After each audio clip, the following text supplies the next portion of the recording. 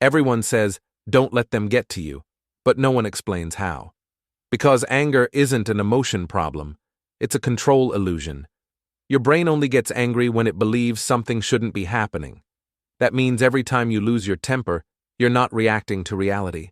You're reacting to a broken expectation inside your head. 1. The hidden mechanism. Behind anger, psychologists found that anger isn't triggered by what people do. It's triggered when your brain's prediction system gets violated.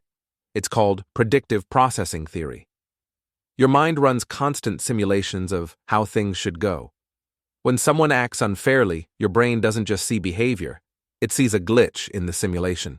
And to restore control, it releases anger, a primitive attempt to force reality back into your expectations. That's why calm people aren't passive. They just stopped expecting the world to play by their internal script. 2. People don't trigger you, they mirror you. According to psychodynamic theory, your strongest emotional reactions usually come from your shadow traits, parts of yourself you haven't accepted yet. You get most bothered by people who reflect something you secretly suppress. That's why arrogance annoys those who fear being overlooked, or dishonesty triggers those who hide small lies of their own. Once you realize someone's behavior is a mirror, not a weapon, you stop fighting reflections and start mastering your own image. 3. Emotional immunity, the mind's real superpower. There's a psychological concept few people know: effective immunization. It's when your brain gets exposed to small doses of emotional discomfort, and over time, stops overreacting. It's like mental vaccination. Every time you choose to observe instead of react, you're rewiring your limbic system, teaching your brain that not every threat deserves adrenaline.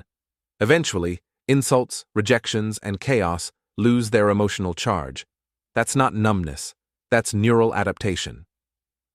4. How to dismantle triggers in real time. When someone bothers you, pause and label what's happening like a scientist.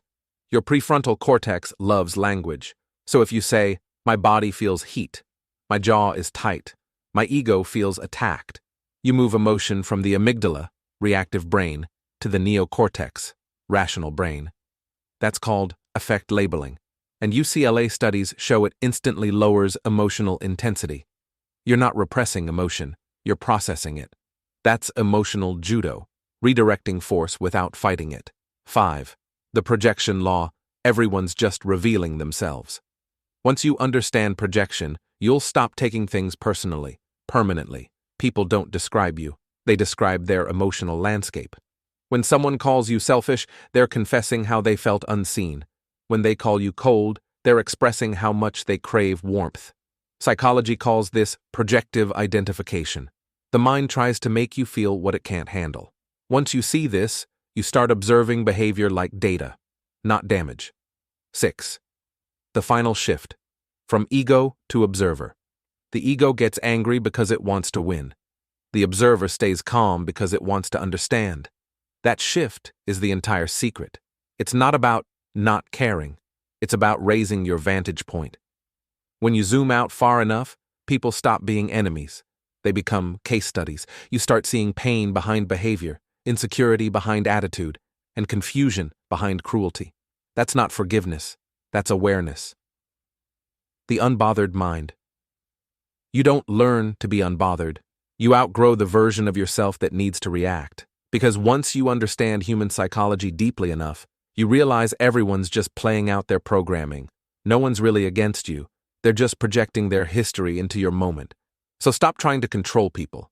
Master your interpretations instead. That's how you reach the highest level of emotional power, where nothing can offend you, because nothing can define you.